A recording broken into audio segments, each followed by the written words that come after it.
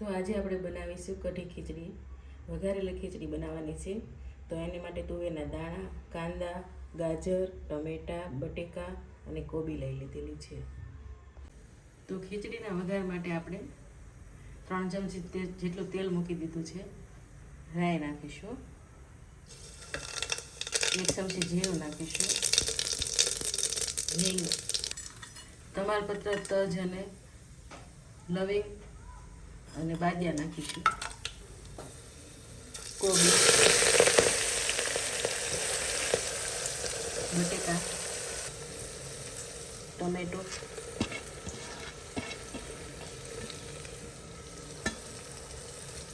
કાંદા, તુવેરના દાણા, ગાજર,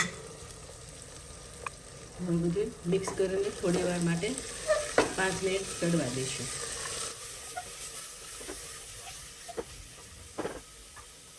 તો 5 મિનિટ પછી આપણે 1 ચમચી હળદર નાખીશું, ચટણી, ધાણા જીરું પાવડર 1 ચમચી, અડધી ચમચી ગરમ મસાલો, મગની દાળ ને ભાત,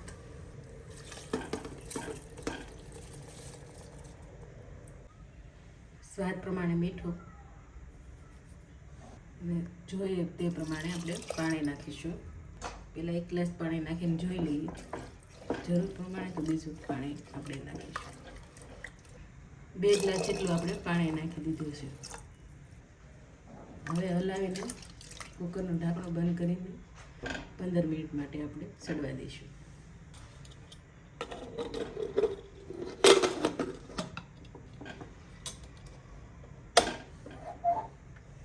કઢી માટે આપણે છાશ, ચણાનો લોટ, મરચાં કટકા અને આદુની પેસ્ટ અને ગોળ લીધેલો છે.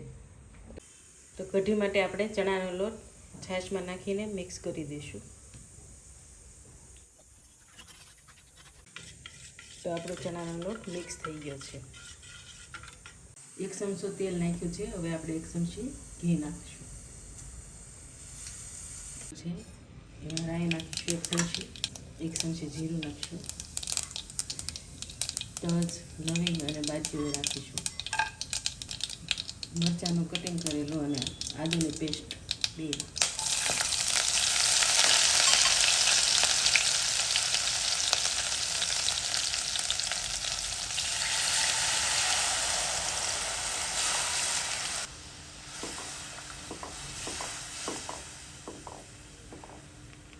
ગોળના ગાંગડા નાખીશું, 2 ચમચી જેટલી લાલ ચટણી નાખીશું અને 10 મિનિટ ઉકળવા દઈશું.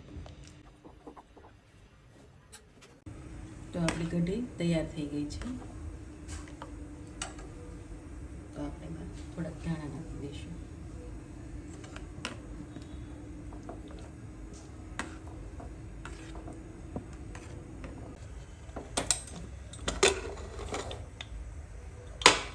તો આપણી ખીચડી તૈયાર છે.